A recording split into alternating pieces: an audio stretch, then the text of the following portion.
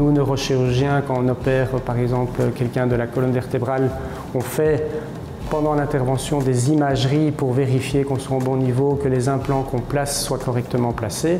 Toutes ces informations-là, elles disparaissaient parce qu'elles n'étaient pas collectées ou ça nécessitait un geste d'impression papier qui était vraiment une perte de temps.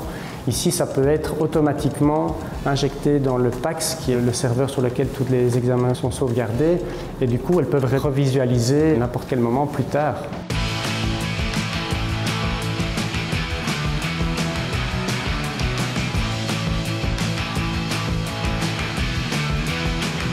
L'idée de digitaliser les salles d'opération est venue dans le cadre du projet de notre nouvel hôpital. Donc nous avons une trentaine de nouvelles salles d'opération que nous avons voulu en fait équiper toutes de la même manière. Et donc digitaliser veut dire pouvoir amener l'informatique vraiment dans la salle d'opération avec possibilité d'accéder aux dossiers patients, aux images, avec la faculté d'enregistrer, de partager et de diffuser ces images. Nous avons par exemple également ramené l'information à l'entrée de la salle d'opération. Donc nous avons installé un système d'écran spécifique qui permet de dire ce qu'il se passe dans la salle. Par exemple, la salle est occupée, la salle présente un cas particulier pour lequel l'hygiène est importante au niveau de la salle. Et donc c'est vraiment cette notion d'information par rapport à ce qui se passe dans la salle.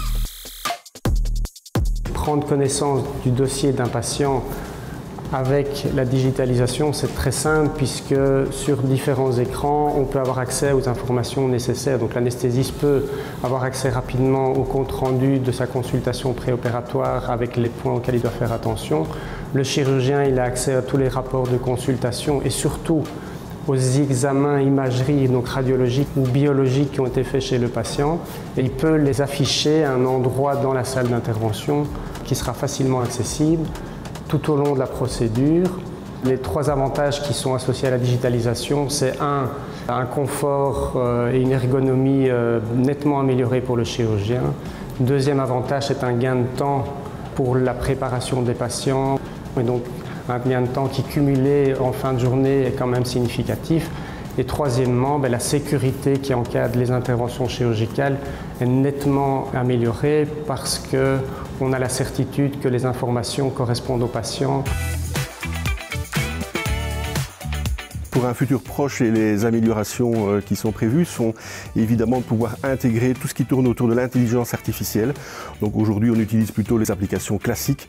Et il y a donc une réflexion aujourd'hui autour de l'intelligence artificielle, mais également la possibilité de partager ce qui se passe dans la salle avec des utilisateurs qui sont externes à l'institution en matière de vidéoconférence et partage vers l'extérieur et des utilisateurs externes.